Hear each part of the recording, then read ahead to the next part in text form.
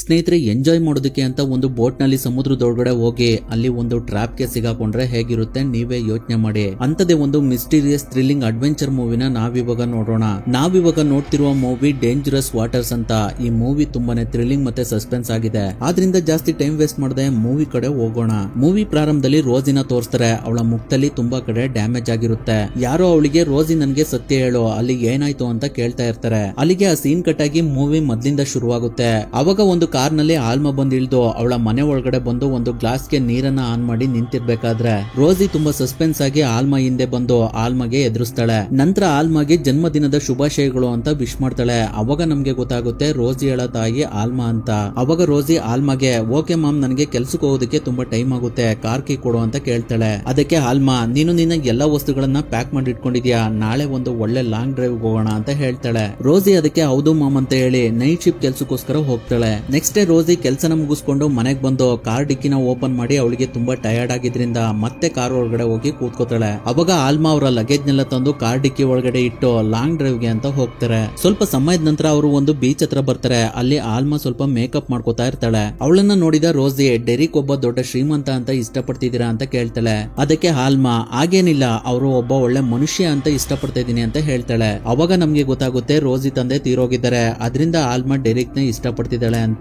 Roji ಆಲ್ಮಾಗೆ, Derek ನಿಮ್ಗೆ ಕೇವಲ 1 ತಿಂಗಳಿಂದ ಮಾತ್ರ ಪರಿಚಯ ಆಗಿರೋದು, ಅವ್ರ ಜೊತೆ ನಾವಿವಾಗ 10 ದಿನ ಬೋಟ್ ನಲ್ಲಿ ಪ್ರಯಾಣ ಮಾಡೋದು ಅಷ್ಟೊಂದು ಸೇಫ್ ಅಲ್ಲ ಅಂತ ನಿಮ್ಗೆ ಅನಿಸ್ತಿಲ್ವಾ ಅಂತ ಕೇಳ್ತಾಳೆ. ಅದಕ್ಕೆ ಆಲ್ಮಾ, ಏನು ಆಗೋದಿಲ್ಲ ಮಗಳೇ, ಡೆರಿಕ್ ಒಬ್ಬ ಒಳ್ಳೆ ಮನುಷ್ಯ, ನಾವಿಲ್ಲಿಗೆ ಎಂಜಾಯ್ ಮಾಡೋದಕ್ಕೆ ಅಂತ ಬಂದಿದೀವಿ, ಜಾಸ್ತಿ ತಲೆ ಕೆಡಿಸ್ಕೊಂಡು ಮೂಡ್ ಹಾಳು ಮಾಡ್ಕೋಬೇಡ ಅಂತ ರೋಜಿನ ಕನ್ವಿನ್ಸ್ ಮಾಡಿ ಅವಳು ಕಾರಿಂದ ಕೆಳಗಡೆ ಇಳಿದು ಡೆರಿಕ್ ನ ಮೀಟ್ ಮಾಡೋದಕ್ಕೆ ಅಂತ ಹೋಗ್ತಾಳೆ. ಆದ್ರೆ ರೋಜಿಗೆ ಅವಳ ತಾಯಿ ಹಾಗೆ ಮಾಡ್ತಿರೋದು ಸ್ವಲ್ಪ ಕೂಡ ಇಷ್ಟ ಇರೋದಿಲ್ಲ. ಅದರಿಂದ ಅವಳು ಅವಳ ಮನಸ್ಸಿನಲ್ಲೇ ಅವಳ ತಾಯಿಗೆ ಬೈತಾ ಇರ್ತಾಳೆ. ನಂತರ ಆಲ್ಮಾ ರೋಜಿನ ಡೆರಿಕ್ ಗೆ ಪರಿಚಯ ಮಾಡ್ಕೊಳ್ತಾಳೆ. ಅವರೆಲ್ಲ ಡೆರಿಕ್ ಅವಾಗ ತಾನೇ ಕೊಂಡ್ಕೊಂಡಿದ್ದ ಬೋಟ್ ನಲ್ಲಿ ಸಮುದ್ರದೊಳಗಡೆ ಹೋಗ್ತಾರೆ. ಅವ್ರುಗಳು ಬೋಟ್ ನಲ್ಲಿ ಸಮುದ್ರದೊಳಗಡೆ ಹೋಗ್ತಿರ್ಬೇಕಾದ್ರೆ ಡೆರಿಕ್ ಆಲ್ಮಾ ಬರ್ತಡೆಗೆ ಸರ್ಪ್ರೈಸ್ ಕೊಡೋದಕ್ಕೆ ಅಂತ ಒಂದು ಕೇಕ್ ಅನ್ನ ತಂದಿರ್ತಾನೆ. ಅದನ್ನ ನೋಡಿದ ಆಲ್ಮಾಗೆ ತುಂಬಾ ಖುಷಿ ಆಗುತ್ತೆ. ಹಾಗೆ ಡೆರಿಕ್ ಆಲ್ಮಾ ಮತ್ತೆ ರೋಜಿಗೆ ಗಿಫ್ಟ್ ನ ಕೂಡ ತಂದಿರ್ತಾನೆ. ಅದರಲ್ಲಿ ಆಲ್ಮಾಗೆ ಒಂದು ಟೀ ಶರ್ಟ್ ಇರುತ್ತೆ. ರೋಜಿಗೆ ಕೊಟ್ಟ ಗಿಫ್ಟ್ ಬಾಕ್ಸ್ ಅಲ್ಲಿ ಒಂದು ನೈಫ್ ಇರುತ್ತೆ, ಅದು ತುಂಬಾನೇ ಶಾರ್ಪ್ ಆಗಿರುತ್ತೆ. ಆ ಸಮಯದಲ್ಲಿ ರೋಜಿ ಡೆರಿಕ್ ಗೆ, ನೀವು ಪೊಲೀಸ್ ಆಫೀಸರ್ ಅಂತ ಕೇಳ್ತಾಳೆ. ಅದಕ್ಕೆ ಡೆರಿಕ್, ಹೌದು, ನಾನು ಮೊದಲು ಆ ಕೆಲಸನೇ ಮಾಡ್ತಾ ಇದ್ದೆ, ಆದ್ರೆ ಇವಾಗ ಡ್ರೈವಿಂಗ್ ಸೆಕ್ಯೂರಿಟಿ ಕನ್ಸಲ್ಟೆಂಟ್ ಕೆಲಸನ ಮಾಡ್ತಾ ಇದೀನಿ ಅಂತ ಹೇಳ್ತಾನೆ.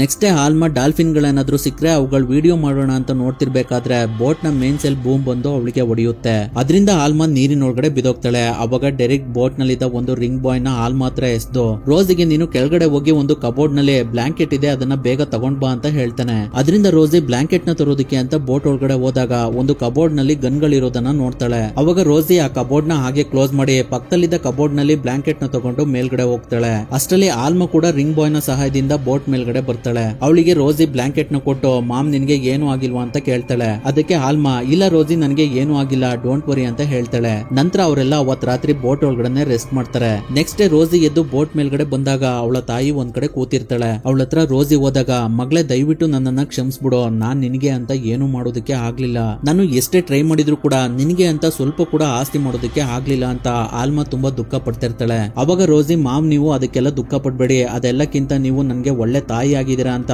ಆಲ್ಮನ ಸಮಾಧಾನ ಮಾಡ್ತಾಳೆ. ಅಷ್ಟರಲ್ಲಿ ಅಲ್ಲಿಗೆ ಡೆರಿಕ್ ಬರ್ತಾನೆ. ಅವಾಗ ರೋಜಿ ಡೆರಿಕ್ಗೆ, ನಿಮ್ಮ ಹತ್ರ AR-15 ರೈಫಲ್ ಇದೆಯಲ್ಲ, ಅದನ್ನ ಇಲ್ಲಿಗೆ ಯಾಕೆ ತಂದಿದ್ದೀರಾ ಅಂತ ಕೇಳ್ತಾಳೆ. ಅದಕ್ಕೆ ಡೆರಿಕ್, ಆ ಗನ್ಗಳು ಏನಾದ್ರೂ ಎಮರ್ಜೆನ್ಸಿಗೆ ಯೂಸ್ ಆಗ್ಬಹುದು ಅಂತ ತಂದಿದ್ದೀನಿ, ಅದರಿಂದ ನಿನ್ಗೆ ಏನಾದ್ರೂ ಸಮಸ್ಯೆನಾ ಅಂತ ಕೇಳ್ತಾನೆ. ಅವಾಗ ರೋಜಿ, ನನ್ಗೇನು ಪ್ರಾಬ್ಲಮ್ ಇಲ್ಲ, ಆದ್ರೆ ಅದನ್ನ ಹೇಗೆ ಯೂಸ್ ಮಾಡೋದು ಅಂತ ನನ್ಗೂ ಕೂಡ ಹೇಳ್ಕೊಡಿ ಅಂತ ಕೇಳ್ತಾಳೆ. ಅದರಿಂದ ಡೆರಿಕ್ AR-15 ಗನ್ ಅನ್ನ ಹೇಗೆ ಯೂಸ್ ಮಾಡೋದು ಅಂತ ರೋಜಿಗೆ ಹೇಳ್ಕೊಡ್ತಾನೆ. ನಂತರ ಅವರೆಲ್ಲ ವಿಸ್ಕಿನ ಕುಡ್ಕೊಂಡು ಎಂಜಾಯ್ ಮಾಡ್ತಾ ಇರ್ತಾರೆ. ಅವಾಗ ರೋಜಿಗೆ ತಲೆ ಸುತ್ತ ಬಂದಿದ್ರಿಂದ ಅವಳು ಅವಳ ರೂಮಿಗೆ ಹೋಗಿ ಮಲ್ಕೋತಾಳೆ. ನಂತರ ರಾತ್ರಿ ಆಗುತ್ತೆ. ಅವಾಗ ರೋಜಿಗೆ ಬೋಟ್ ಇಂಜಿನ್ ಸೌಂಡ್ ಇಂದ ಎಚ್ಚರಿಕೆ ಆಗುತ್ತೆ. ಅದರಿಂದ ಆ ಸೌಂಡ್ ಎಲ್ಲಿಂದ ಬರ್ತಿರ್ಬಹುದು ಅಂತ ಅವಳಿದ್ದ ರೂಮ್ ನ ರೂಫ್ ವಿಂಡೋದಲ್ಲಿ ನೋಡಿದಾಗ ಅವರಿದ್ದ ಬೋಟ್ ಹತ್ರ ಯಾವ್ದೋ ಒಂದು ಬೋಟ್ ಬರ್ತಾ ಇರುತ್ತೆ. ಆ ಬೋಟ್ ನವರು ಇವರ ಬೋಟಿಗೆ ಡ್ಯಾಶ್ ಹೊಡೆದು ಅದರಲ್ಲಿದ್ದವರು ರೋಜಿ, ಆಲ್ಮಾ ಮತ್ತೆ ಡೆರಿಕ್ ಇದ್ದ ಬೋಟ್ ಒಳಗಡೆ ಬಂದು ಡೆರಿಕ್ಗೆ ಅವ್ರುಗಳೆಲ್ಲ ಎಲ್ಲಿ ಅಂತ ಕೇಳ್ತಾರೆ. ಅದಕ್ಕೆ ಡೆರಿಕ್, ನನಗೆ ಏನು ಗೊತ್ತಿಲ್ಲ, ನೀವು ಯಾರ ಬಗ್ಗೆ ಮಾತಾಡ್ತಿದ್ದೀರಾ ಅಂತ ಕೇಳ್ತಾನೆ. ಅವಾಗ ಆಲ್ಮಾ ಡೆರಿಕ್ಗೆ, ಏನಾದ್ರೂ ಮಾಡು ಡೆರಿಕ್ ಅಂತ ಕೂಗ್ತಾ ಇರ್ತಾಳೆ. ಅದಕ್ಕೆ ಒಬ್ಬ ಅವಳಿಗೆ ಹೊಡಿತಾನೆ. ಅದರಿಂದ ಅವಳು ಕೆಳಗಡೆ ಬಿದ್ದೋಗ್ತಾಳೆ. ಅದನ್ನ ನೋಡಿದ ರೋಜಿ ಅವಳ ತಾಯಿ ಹತ್ರ ಬರ್ತಾ ಇರ್ತಾಳೆ. ಅದಕ್ಕೆ ಆಲ್ಮಾ ಸೈಲೆಂಟ್ ಆಗಿ ಒಳಗಡೆ ಹೋಗಿ ಬಚ್ಚಿಟ್ಕ ಅಂತ ಹೇಳ್ತಾಳೆ. ಅವಾಗ ರೋಜಿ ಗನ್ಗಳಿದ್ದ ಕಬೋರ್ಡ್ ಇಂದ ಒಂದು ಗನ್ ಅನ್ನ ತಗೊಂಡು ಅವಳ ರೂಮ್ ಒಳಗಡೆ ಬಂದು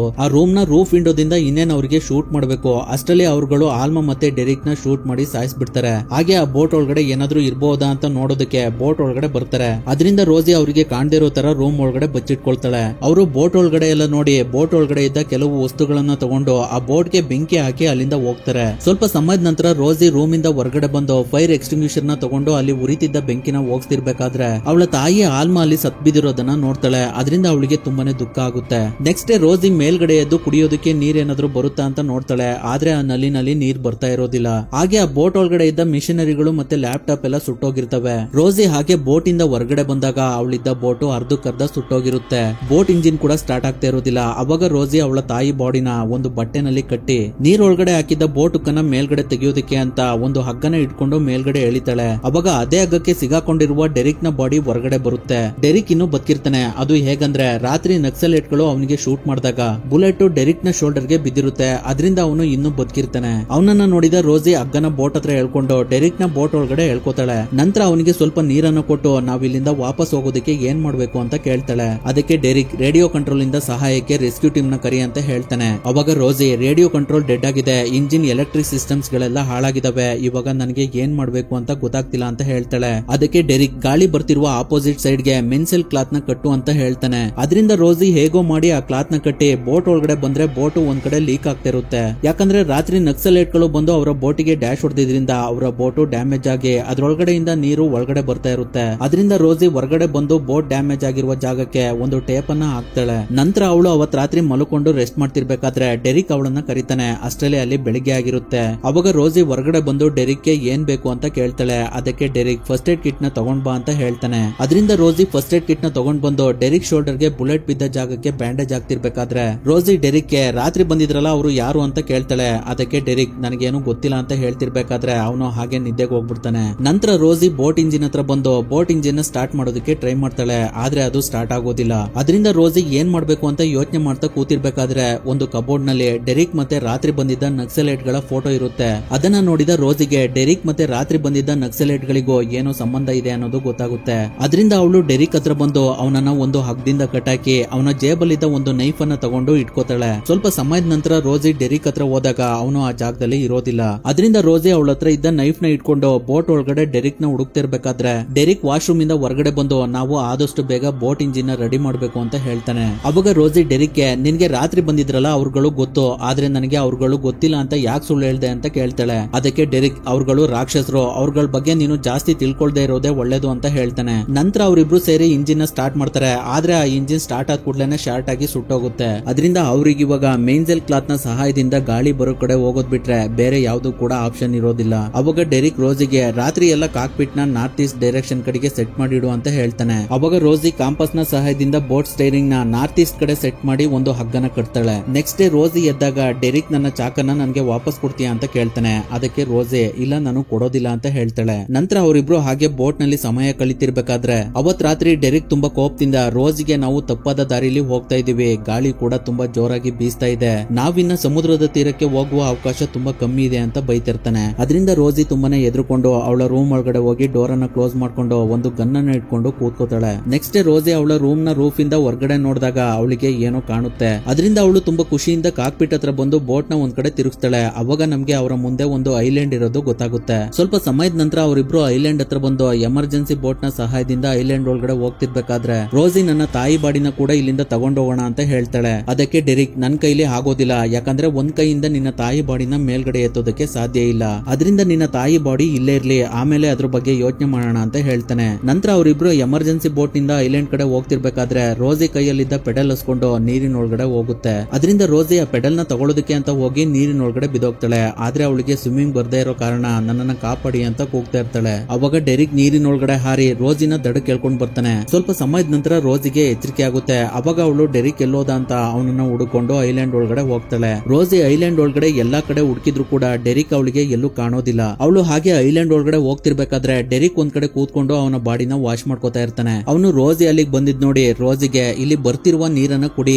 ಈ ನೀರು ಕುಡಿಯೋದಕ್ಕೆ ತುಂಬಾ ಚೆನ್ನಾಗಿದಾವೆ ಅಂತ ಹೇಳ್ತಾನೆ. ಅದರಿಂದ ರೋಸಿ ಆ ನೀರನ್ನ ಕುಡಿದು ವಾಪಸ್ ಬರ್ತಿರ್ಬೇಕಾದ್ರೆ ನಾವಿವಾಗ ವಾಪಸ್ ಹೋಗೋದಕ್ಕೆ ಏನ್ ಮಾಡ್ಬೇಕು ಅಂತ ಡೆರಿಕ್ ಹತ್ರ ಕೇಳ್ತಾಳೆ. ಅದಕ್ಕೆ ಡೆರಿಕ್ ರೋಸಿಗೆ ಜಾಸ್ತಿ ಮಾತಾಡಿ ಎನರ್ಜಿನ ವೇಸ್ಟ್ ಮಾಡ್ಕೋಬೇಡ ಅಂತ ಹೇಳ್ತಾನೆ. ನಂತರ ಅವರಿಬ್ರು ಎಮರ್ಜೆನ್ಸಿ ಬೋಟ್ ಹತ್ರ ಬಂದು ಸ್ವಲ್ಪ ಬಿಸ್ಕೆಟ್ ನ ತಿಂತಿರ್ಬೇಕಾದ್ರೆ ಡೆರಿಕ್ ರಾತ್ರಿ ಆಗೋಷ್ಟರಲ್ಲಿ ನಾವು ಮತ್ತೆ ಬೋಟ್ ಹತ್ರ ಹೋಗ್ಬೇಕು ಅಂತ ಹೇಳ್ತಾನೆ. ಅದಕ್ಕೆ ರೋಸಿ ನಾವು ಬೋಟ್ ಹತ್ರಕ್ಕೆ ಯಾಕೆ ಹೋಗ್ಬೇಕು, ಇಲ್ಲೇ ಉಳ್ಕೊಳ್ಳೋಣ ಅಂತ ಹೇಳ್ತಾಳೆ. ಅಲ್ಲಿ ಗಾಳಿ ಜಾಸ್ತಿ ಇದ್ದಿದ್ರಿಂದ ಡೆರಿಕ್ ಕೂಡ ಸುಮ್ನಾಗ್ತಾನೆ. ಅವತ್ ರಾತ್ರಿ ಅವರಿಬ್ರು ಹಾಗೆ ಕೂತ್ಕೊಂಡು ಬೆಂಕಿ ಹಾಕೊಂಡು ಹಾಗೆ ಜನರಲ್ ಟಾಕ್ ಮಾತಾಡ್ತಿರ್ಬೇಕಾದ್ರೆ ಡೆರಿಕ್ ಒಬ್ಬ ಅಪ್ರಾಮಾಣಿಕ ಪೊಲೀಸ್ ಆಫೀಸರ್ ಅನ್ನೋದು ಅನ್ನೋದು ರೋಸಿಗೆ ಗೊತ್ತಾಗುತ್ತೆ. ಡೆರಿಕ್ 10 ವರ್ಷಗಳ ಹಿಂದೆ ಪೊಲೀಸ್ ಕೆಲಸನ ಮಾಡಿ ನಂತರ ಕೆಲಸನ ಬಿಟ್ಟು ದುಷ್ಕರ್ಮಿಗಳ ಜೊತೆ ಸೇರ್ಕೊಂಡು ತುಂಬಾ ಕಳ್ತನಗಳನ್ನ ಮಾಡಿರ್ತಾನೆ. ಅದನ್ನೆಲ್ಲ ಅವನು ರೋಸಿ ಹತ್ರ ಒಂದೊಂದಾಗಿ ಬಾಯ್ ಬಿಡ್ತಿರ್ತಾನೆ. ಹಾಗೆ ಕ್ಯಾಪ್ಟನ್ ಒಬ್ಬ ರಾಕ್ಷಸ ಅಂತ ಹೇಳ್ತಾನೆ. ಅವಾಗ ರೋಸಿ ಕ್ಯಾಪ್ಟನ್ ಅಂದ್ರೆ ಯಾರು ಅಂತ ಕೇಳ್ತಾಳೆ. ಅವಾಗ ಡೆರಿಕ್ ಅವನೇ ನಿನ್ನ ತಾಯಿಗೆ ಶೂಟ್ ಮಾಡಿದ್ದು, ಅವನು ಎಷ್ಟೊಂದು ಕೆಟ್ಟ ಕೆಲಸಗಳನ್ನ ಮಾಡಿದಾನೆ ಅಂತ ನಿನ್ ಕೈಲಿ ಊಹಿಸೋದಕ್ಕೂ ಸಾಧ್ಯ ಇಲ್ಲ ಅಂತ ಹೇಳ್ತಾನೆ. ಅದರಿಂದ ರೋಸಿ ಡೆರಿಕ್ಗೆ ನನಗೆ ಕ್ಯಾಪ್ಟನ್ ಬಗ್ಗೆ ಇನ್ನೂ ಸ್ವಲ್ಪ ಹೇಳು ಅಂತ ಕೇಳ್ತಾಳೆ. ಅವಾಗ ಡೆರಿಕ್ ಕ್ಯಾಪ್ಟನ್ಗೆ ಹುಡುಗಿರಂದ್ರೆ ತುಂಬಾ ಇಷ್ಟ,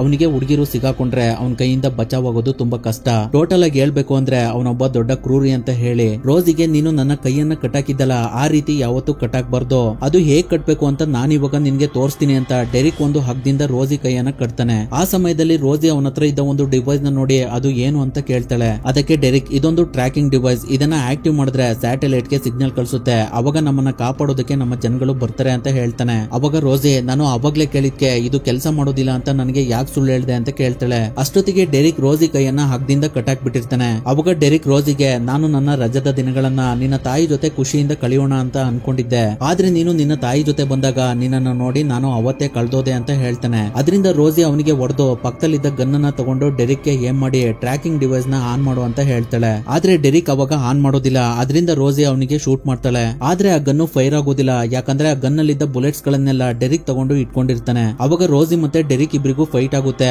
ಅದರಿಂದ ರೋಸಿ ಡೆರಿಕ್ ಇಂದ ತಪ್ಪಿಸ್ಕೊಂಡು ಅಲ್ಲಿಂದ ಓಡೋಗ್ತಾಳೆ. ಅವಾಗ ಅವಳ ಕೈಯಲ್ಲಿದ್ದ ಗನ್ನು ಕೆಳಗಡೆ ಬಿದ್ದೋಗುತ್ತೆ. ಅದರಿಂದ ಡೆರಿಕ್ ಆ ಗನ್ ಅನ್ನ ತಗೊಂಡು ಬುಲೆಟ್ಸ್ ಗಳನ್ನ ಲೋಡ್ ಮಾಡಿ ರೋಸಿ ಕಡೆ ಶೂಟ್ ಮಾಡ್ತಾನೆ. ರೋಸಿ ಅದರಿಂದ ಹೇಗೋ ತಪ್ಪಿಸ್ಕೊಂಡು ಐಲ್ಯಾಂಡ್ ಒಳಗಡೆ ಇದ್ದ ಕಾಡಿನ ಒಳಗಡೆ ಓಡೋಗ್ತಾಳೆ. ನೆಕ್ಸ್ಟ್ ಡೇ ರೋಸಿ ಒಂದ್ ಕಡೆ ಕೂತಿರ್ಬೇಕಾದ್ರೆ ಅವಳನ್ನ ಹುಡುಕೊಂಡು ಡೆರಿಕ್ ಅಲ್ಲಿಗೆ ಬರ್ತಾನೆ. ಅದರಿಂದ ರೋಸಿ ಅಲ್ಲಿಂದ ಬೇರೆ ಕಡೆ ಹೋಗೋದಕ್ಕೆ ಅಂತ ಬಂದಾಗ ಅವಳು ಒಂದು ಬೆಟ್ಟದ ಮೇಲ್ಗಡೆ ಇರ್ತಾಳೆ. ಅವಾಗ ರೋಸಿ ಹೇಗೋ ಮಾಡಿ ಆ ಬೆಟ್ಟದಿಂದ ಕೆಳಗಡೆ ಇಳಿದು ಅಲ್ಲಿಂದ ಓಡೋಗ್ತಿರ್ಬೇಕಾದ್ರೆ ಡೆರಿಕ್ ಅಲ್ಲಿಗೆ ಬಂದು ರೋಸಿಗೆ ಶೂಟ್ ಮಾಡ್ತಾನೆ. ಅವಾಗ ರೋಸಿ ಕಾಲಿಗೆ ಒಂದು ಬುಲೆಟ್ ಬೀಳುತ್ತೆ. ಅಷ್ಟರಲ್ಲಿ ಡೆರಿಕ್ ನ ಕೈ ಜಾರಿ ಆ ಬೆಟ್ಟದಿಂದ ಕೆಳಗಡೆ ಬಿದ್ದೋಗ್ತಾನೆ. ಅದರಿಂದ ರೋಸಿ ಡೆರಿಕ್ ಏನಾದ್ರೂ ಸತ್ತೋದ್ನ ಅಂತ ನೋಡೋದಕ್ಕೆ ಅವನ ಹತ್ರ ಹೋದಾಗ ಡೆರಿಕ್ ಇನ್ನು ಬದುಕಿರ್ತಾನೆ. ಅವನು ಒಂದು ನೈಫ್ ಅನ್ನ ಇಟ್ಕೊಂಡು ರೋಸಿಗೆ ನನ್ನನ್ನ ಬೋಟ್ ಹತ್ರ ಕರ್ಕೊಂಡು ಹೋಗೋ, ನಾನು EPI RP ನ ಆನ್ ಮಾಡ್ತೀನಿ ಅಂತ ಹೇಳ್ತಾನೆ. ಅದಕ್ಕೆ ರೋಸಿ ಇಲ್ಲೇ ಆನ್ ಮಾಡೋ, ಇದುವರೆಗೂ ನೀನು ಅದನ್ನ ಯಾಕೆ ಮಾಡಿಲ್ಲ, ಯಾರಿಗೋಸ್ಕರ ಕಾಯ್ತಾ ಇದೀಯಾ ಅಂತ ಕೇಳ್ತಾಳೆ. ಮತ್ತೆ ಆ ಡಿವೈಸ್ ಅನ್ನ ರೋಸಿ ತಗೊಳ್ಳೋದಕ್ಕೆ ಅಂತ ಹೋದಾಗ ಡೆರಿಕ್ ಅವನ ಕೈಯಲ್ಲಿದ್ದ ನೈಫ್ ಇಂದ ರೋಸಿ ಕಾಲಿಗೆ ಹೊಡಿತಾನೆ. ಅದರಿಂದ ರೋಸಿ ಕಾಲು ತುಂಬಾನೇ ಇಂಜುರಿ ಆಗುತ್ತೆ. ಅವಾಗ ಡೆರಿಕ್ ನಾನ್ ನಿನ್ನನ್ನ ಯೂಸ್ ಮಾಡ್ಕೊಂಡು ಕ್ಯಾಪ್ಟನ್ ಗೆ ಒಪ್ಪಿಸ್ಬೇಕು ಅಂತ ಇದ್ದೆ, ಅಷ್ಟರಲ್ಲಿ ಇಷ್ಟೊಂದೆಲ್ಲ ನಡೆದೋಯ್ತು ಅಂತ ಹೇಳ್ತಾನೆ. ಅದನ್ನ ಕೇಳಿದ ರೋಸಿ ಅಲ್ಲಿಂದ ಓಡೋಗಿ ಎಮರ್ಜೆನ್ಸಿ ಬೋಟ್ ಅನ್ನ ತಗೊಂಡು ಮೇನ್ ಬೋಟ್ ಹತ್ರ ಬಂದು ಬೋಟ್ ಮೇಲ್ಗಡೆ ಹತ್ತಿ ಆ ಬೋಟ್ ನಲ್ಲಿದ್ದ ಫಸ್ಟ್ ಏಡ್ ಕಿಟ್ ನ ತಗೊಂಡು ಅದರಲ್ಲಿದ್ದ ಬ್ಯಾಂಡೇಜ್ ನ ಅವಳ ಕಾಲಿಗೆ ಇಂಜುರಿ ಆಗಿದ್ದ ಜಾಗಕ್ಕೆ ಹಾಕೋತಾಳೆ. ಹಾಗೆ ಅವಳ ಕಾಲಿಗೆ ಬಿದ್ದ ಬುಲೆಟ್ ನ ತೆಗೆದು ಬೋಟ್ ಒಳಗಡೆ ಸ್ವಲ್ಪ ಹೊತ್ತು ರೆಸ್ಟ್ ಮಾಡ್ತಿರ್ಬೇಕಾದ್ರೆ ಆ ಬೋಟ್ ಲೀಕ್ ಆಗಿ ನೀರೆಲ್ಲ ಆ ಬೋಟ್ ಒಳಗಡೆ ತುಂಬ್ಕೋತಾ ಇರುತ್ತೆ. ಅದರಿಂದ ರೋಸಿ ಬೋಟ್ ಇಂದ ಹೊರಗಡೆ ಬಂದು ಅವಳ ತಾಯಿ ಬಾಡಿನ ಎಮರ್ಜೆನ್ಸಿ ಬೋಟ್ ಒಳಗಡೆ ಹಾಕೋತಾ ಇರ್ಬೇಕಾದ್ರೆ ಅವಳ ತಾಯಿ ಬಾಡಿ ನೀರಿನ ಒಳಗಡೆ ಬಿದ್ದೋಗುತ್ತೆ. ಅದರಿಂದ ರೋಸಿ ತುಂಬಾನೇ ದುಃಖ ಪಡ್ತಾ ಇರ್ತಾಳೆ. ನೆಕ್ಸ್ಟ್ ಡೇ ರೋಸಿಗೆ ಎಚ್ಚರಿಕೆ ಆದಾಗ ಅವಳಿದ್ದ ಬೋಟು ಐಲ್ಯಾಂಡ್ ಇಂದ ತುಂಬಾನೇ ದೂರ ಬಂದಿರುತ್ತೆ. ಅವಾಗ ಅವಳು ಎಲ್ಲಿದ್ದಾಳೆ ಅನ್ನೋದು ಅವಳಿಗೆ ಅರ್ಥ ಆಗ್ತಿರೋದಿಲ್ಲ. ಅಷ್ಟರಲ್ಲಿ ರೋಸಿಗೆ ಏನೋ ಒಂದು ಸೌಂಡ್ ಕೇಳುತ್ತೆ. ಅದರಿಂದ ಅವಳು ಆ ಸೌಂಡ್ ಎಲ್ಲಿಂದ ಬಂತು ಅಂತ ನೋಡ್ತಿರ್ಬೇಕಾದ್ರೆ ಸ್ವಲ್ಪ ದೂರದಲ್ಲಿ ಒಂದು ಶಿಪ್ ಹೋಗ್ತಾ ಇರುತ್ತೆ. ಅವಾಗ ರೋಸಿ ಅವಳ ಹತ್ರ ಇದ್ದ ಫ್ಲೇರ್ ಗನ್ ಆನ್ ಮಾಡಿ ದಯವಿಟ್ಟು ನನಗೆ ಸಹಾಯ ಮಾಡಿ ಅಂತ ಕೂಗ್ತಾಳೆ. ಆದ್ರೆ ಅಲ್ಲಿಗೆ ಯಾರು ಕೂಡ ಬರೋದಿಲ್ಲ. ಅಷ್ಟರಲ್ಲಿ ರಾತ್ರಿ ಆಗುತ್ತೆ. ಅವಾಗ ರೋಸಿ ಏನ್ ಮಾಡೋದು ಅಂತ ಯೋಚನೆ ಮಾಡ್ತಿರ್ಬೇಕಾದ್ರೆ ಅಲ್ಲಿಗೆ ಕೆಲವರು ಒಂದು ಬೋಟ್ ನಲ್ಲಿ ಬಂದು ರೋಸಿನ ಶಿಪ್ ಹತ್ರಕ್ಕೆ ಕರ್ಕೊಂಡು ಹೋಗ್ತಾರೆ. ರೋಸಿ ಇನ್ನೇನ್ ನಾನು ಸೇವಾದೆ ಅಂತ ಅನ್ಕೊಳ್ಳೋಷ್ಟ್ರಲ್ಲಿ ಅವಳನ್ನ ಕರ್ಕೊಂಡು ಹೋದವರು ಕ್ಯಾಪ್ಟನ್ ಕಡೆಯವರು ಅನ್ನೋದು ಅವಳಿಗೆ ಗೊತ್ತಾಗುತ್ತೆ.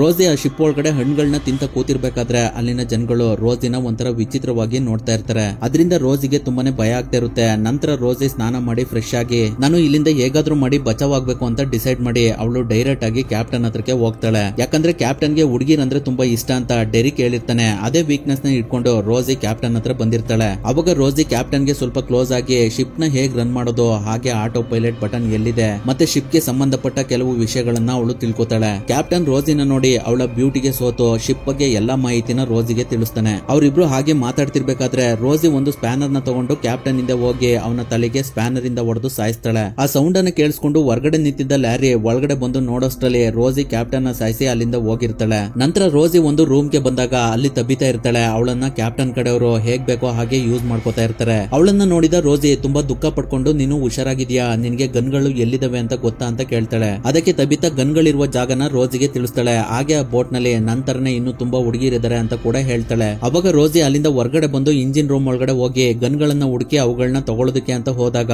ಆ ಗನ್ಗಳನ್ನ ಒಂದು ಬೀಗದಿಂದ ಲಾಕ್ ಮಾಡಿರ್ತಾರೆ. ಅವಾಗ ರೋಸಿ ಆ ಬೀಗನ ಹೊಡೆಯೋದಕ್ಕೆ ತುಂಬಾನೇ ಟ್ರೈ ಮಾಡ್ತಾಳೆ. ಆದ್ರೆ ಅವಳ ಕೈಯಲ್ಲಿ ಅದನ್ನ ಹೊಡೆಯೋದಕ್ಕೆ ಆಗೋದಿಲ್ಲ. ಅಷ್ಟರಲ್ಲಿ ಅಲ್ಲೇ ಪಕ್ಕದಲ್ಲಿ ಅವಳು ಡೆರಿಕ್ ಬೋಟ್ ಇಂದ ತಂದಿದ್ದ ಗನ್ ಇರುತ್ತೆ. ಅದನ್ನ ಅವಳು ತಗೋತಾ ಇರ್ಬೇಕಾದ್ರೆ ಅಲ್ಲಿಗೆ ಕ್ಯಾಪ್ಟನ್ ಕಡೆಯವನು ಒಬ್ಬ ಬರ್ತಾನೆ. ಅದರಿಂದ ರೋಸಿ ಅವನಿಗೆ ಶೂಟ್ ಮಾಡಿ ಸಾಯಿಸಿ ಇಂಜಿನ್ ರೂಮ್ ಇಂದ ಹೊರಗಡೆ ಬಂದು ಯಾರಾದ್ರೂ ಇದರ ಅಂತ ಸುತ್ತೆಲ್ಲ ನೋಡ್ತಿರ್ಬೇಕಾದ್ರೆ ಅಲ್ಲಿಗೆ ಡೆನಿಸ್ ಬರ್ತಾನೆ. ಅವಾಗ ರೋಸಿ ಅವನನ್ನು ಕೂಡ ಶೂಟ್ ಮಾಡಿ ಸಾಯಿಸ್ತಾಳೆ. ನಂತರ ಅವನು ಸತೋದ್ನ ಅಂತ ನೋಡೋದಕ್ಕೆ ರೋಸಿ ಮುಂದೆ ಬಂದಾಗ ಅಲ್ಲಿಗೆ ರೊಬೆರ್ಟಾ ಬರ್ತಾಳೆ. ಅವಾಗ ಅವಳಿಗೂ ಕೂಡ ರೋಸಿ ಶೂಟ್ ಮಾಡ್ತಾಳೆ. ಆದ್ರೆ ಬುಲೆಟ್ ರೊಬೆರ್ಟಾ ಶೋಲ್ಡರ್ ಗೆ ಬೀಳುತ್ತೆ. ಅವಾಗ ರೋಸಿ ರೊಬೆರ್ಟಾಗೆ ಶೂಟ್ ಮಾಡ್ತಾಳೆ. ಆದ್ರೆ ಗನ್ ಅಲ್ಲಿ ಬುಲೆಟ್ಸ್ ಗಳು ಖಾಲಿ ಆಗಿರ್ತವೆ. ಅದರಿಂದ ರೋಸಿ ಮತ್ತೆ ರೊಬೆರ್ಟಾ ಇಬ್ಬರಿಗೂ ಫೈಟ್ ಆಗುತ್ತೆ. ಅವರಿಬ್ರು ಫೈಟ್ ಮಾಡ್ತಿರ್ಬೇಕಾದ್ರೆ ರೋಸಿ ರೊಬೆರ್ಟ್ ನ ಶರ್ಟ್ ಇಟ್ಕೊಂಡು ಅವಳ ಕತ್ತಿಗೆ ಹಾಕಿ ರೊಬೆರ್ಟ್ ನ ಉಸಿರುಗಟ್ಟಿ ಸಾಯಿಸ್ತಾಳೆ. ನಂತರ ರೋಸಿ ರೊಬೆರ್ಟ್ ಹತ್ರ ಇದ್ದ ಗನ್ ಅನ್ನ ತಗೊಂಡು ಮುಂದೆ ಹೋಗ್ತಿರ್ಬೇಕಾದ್ರೆ ಕೆವಿನ್ ಬಂದು ಅವಳಿಗೆ ಹೊಡೆದು ಅವಳ ಕುತ್ತಿಗೆನ ಅಮ್ಮುಕ್ತಿರ್ಬೇಕಾದ್ರೆ ರೋಸಿ ಅವನ ಕೈಯಿಂದ ತಪ್ಪಿಸ್ಕೊಂಡು ಪಕ್ಕದಲ್ಲಿದ್ದ ಒಂದು ರಾಡ್ ಇಂದ ಕೆವಿನ್ ಗೆ ಹೊಡಿತಾಳೆ. ಆದ್ರೂ ಕೆವಿನ್ ರೋಸಿನ ಅಟ್ಯಾಕ್ ಮಾಡೋದಕ್ಕೆ ಅಂತ ಬಂದಾಗ ಅಷ್ಟೊಳಗಡೆ ರೋಸಿ ಗನ್ ಅನ್ನ ತಗೊಂಡು ಕೆವಿನ್ ಗೆ ಶೂಟ್ ಮಾಡ್ಬಿಡ್ತಾಳೆ. ಅದರಿಂದ ಕೆವಿನ್ ಅಲ್ಲೇ ಸತ್ತೋಗ್ತಾನೆ. ನಂತರ ರೋಸಿ ಶಿಪ್ ಒಳಗಡೆ ಬಂದು ಒಂದು ರೂಮ್ ಅನ್ನು ಓಪನ್ ಮಾಡ್ತಾಳೆ. ಆ ರೂಮ್ ಒಳಗಡೆ ತುಂಬಾನೇ ಹುಡುಗಿರ್ ಇರ್ತಾರೆ. ಆ ಹುಡುಗಿರ್ಗೆ ರೋಸಿ ನಾನ್ ನಿಮ್ಮನ್ನ ಮನೆ ಕರ್ಕೊಂಡು ಹೋಗ್ತೀನಿ ಅಂತ ಹೇಳ್ತಿರ್ಬೇಕಾದ್ರೆ ಲ್ಯಾರಿ ಅಲ್ಲಿಗೆ ಬಂದು ರೋಸಿಗೆ ಗನ್ನೆ ಮಾಡಿ ಅವಳ ಕೈಯಲ್ಲಿದ್ದ ಗನ್ ಅನ್ನ ಕೆಳಗಡೆ ಹಾಕ್ಸಿ ಅವಳಿಗೆ ಒಂದೇಟ್ ಹೊಡಿತಾನೆ. ಅಷ್ಟರಲ್ಲಿ ತಬಿತಾ ಲ್ಯಾರಿ ಹಿಂದೆ ಬಂದು ಒಂದು ವಸ್ತುವಿನಿಂದ ಅವನ ತಲೆಗೆ ಹೊಡಿತಾಳೆ. ಅವಾಗ ರೋಸಿ ಲ್ಯಾರಿ ಕೈಯಲ್ಲಿದ್ದ ಗನ್ ಅನ್ನ ಅವನ ಕಡೆಗೆ ತಿರ್ಸಿ ಶೂಟ್ ಮಾಡ್ತಾಳೆ. ಅದರಿಂದ ಲ್ಯಾರಿ ಸತ್ತೋಗ್ತಾನೆ. ನಂತರ ರೋಸಿ ರೇಡಿಯೋ ಕಂಟ್ರೋಲ್ ಹತ್ರ ಬರ್ತಿರ್ಬೇಕಾದ್ರೆ ಅಲ್ಲಿಗೆ ಡೆರಿಕ್ ಬರ್ತಾನೆ. ಅವನನ್ನ ನೋಡಿದ ರೋಸಿಗೆ ತುಂಬಾನೇ ಆಶ್ಚರ್ಯ ಆಗುತ್ತೆ. ಡೆರಿಕ್ ಶಿಪ್ ಒಳಗಡೆ ಹೇಗ್ ಬಂದ ಅಂತ. ಅಷ್ಟರಲ್ಲಿ ಡೆರಿಕ್ ರೋಸಿ ಕೈಯಲ್ಲಿದ್ದ ಗನ್ ಅನ್ನ ಕೆಳಗಡೆ ಬಿಸಾಕಿ ಅವಳಿಗೆ ಕಾಲಿಂದ ಒದಿತಾನೆ. ನಂತರ ರೋಸಿಗೆ ಕ್ಯಾಪ್ಟನ್ ಮತ್ತೆ ನಾನು ಸೇರ್ಕೊಂಡು ಮಾಡಿದ ಪ್ಲಾನ್ ಎಲ್ಲ ನೀನು ಹಾಳು ಮಾಡ್ಬಿಟ್ಟೆ, ಆದ್ರೆ ಮತ್ತಿವಾಗ ನಮ್ ಕೈಗೆ ಬಂದು ಸಿಗಾಕೊಂಡಿದೀಯ ಅಂತ ಬೈತಿರ್ತಾನೆ. ಅವಾಗ ರೋಸಿ ತುಂಬಾ ಖುಷಿಯಿಂದ ಕ್ಯಾಪ್ಟನ್ ನಾನು ಸಾಯಿಸ್ತೆ ಅಂತ ಹೇಳ್ತಾಳೆ. ಅದಕ್ಕೆ ಡೆರಿಕ್ ತುಂಬಾ ಕೋಪದಿಂದ ಮತ್ತೆ ರೋಸಿಗೆ ಕಾಲಿಂದ ಒದಿತಾನೆ. ಅವಾಗ ರೋಸಿ ಮೆಟ್ಲು ಮೇಲ್ಗಡೆಯಿಂದ ಕೆಳಗಡೆ ಬಂದು ಬಿದೋಗ್ತಾಳೆ. ನಂತರ ಡೆರಿಕ್ ಗನ್ನನ್ನ ತಗೊಂಡು ವಾಪಸ್ ರೋಸಿ ಹತ್ರಕ್ಕೆ ಬರೋಷ್ಟರಲ್ಲಿ ರೋಸಿ ಅಲ್ಲಿಂದ ಹೋಗಿರ್ತಾಳೆ. ಆದ್ರೆ ರೋಸಿ ಹೋದ್ ಕಡೆ ಎಲ್ಲ ಬ್ಲಡ್ ನ ಗುರ್ತಿರುತ್ತೆ. ಅದರಿಂದ ಡೆರಿಕ್ ಆ ಬ್ಲಡ್ ನ ಗುರ್ತಿನ ಸಹಾಯದಿಂದ ಅವಳನ್ನ ಫಾಲೋ ಮಾಡ್ಕೊಂಡು ಹೋಗ್ತಾನೆ. ಅವನು ಹಾಗೆ ಮುಂದೆ ಹೋಗ್ತಿರ್ಬೇಕಾದ್ರೆ ರೋಸಿ ಡೆರಿಕ್ ಇಂದ ಬಂದು ಅವನ ಮೇಲೆ ಅಟ್ಯಾಕ್ ಮಾಡಿ ಅವನೇ ರೋಸಿಗೆ ಗಿಫ್ಟ್ ಕೊಟ್ಟಿದ್ದ ನೈಫ್ ಇಂದ ಡೆರಿಕ್ ನ ಸಾಯಿಸ್ತಾಳೆ. ಅಷ್ಟಲ್ಲೇ ಆ ಶಿಪ್ ಒಳಗಡೆ ಇದ್ದ ಕ್ಯಾಪ್ಟನ್ ಕಡೆಯವ್ರನ್ನೆಲ್ಲ ರೋಸಿ ಸಾಯಿಸ್ಬಿಟ್ಟಿರ್ತಾಳೆ. ಅವಾಗ ಅಲ್ಲಿಗೆ ತಬಿತಾ ಬಂದು ರೋಸಿನ ಶಿಪ್ ಇಂದ ಹೊರಗಡೆ ಕರ್ಕೊಂಡು ಬಂದು ಅವರಿದ್ದ ಶಿಪ್ ಸಿಟಿ ಹತ್ರ ಬರ್ತಿರೋದನ್ನ ರೋಸಿಗೆ ತೋರಿಸ್ತಾಳೆ. ಅದರಿಂದ ರೋಸಿ ತುಂಬಾನೇ ಖುಷಿ ಪಡ್ತಿರ್ತಾಳೆ. ಅಲ್ಲಿಗೆ ಆ ಸೀನ್ ಕಟ್ ಆಗಿ ಮೂವಿ ಪ್ರಾರಂಭದಲ್ಲಿ ತೋರಿಸಿದ ಸೀನ್ ಅನ್ನ ತೋರಿಸ್ತಾರೆ. ಅವಾಗ ರೋಸಿನ ಪೊಲೀಸ್ ಆಫೀಸರ್ ಬೋಟ್ ನಲ್ಲಿ ನಡೆದ ಘಟನೆಗಳ ಬಗ್ಗೆ ಕೇಳ್ತಾ ಇರ್ತಾರೆ. ಅಲ್ಲಿಗೆ ಈ ಮೂವಿ ಎಂಡ್ ಆಗುತ್ತೆ.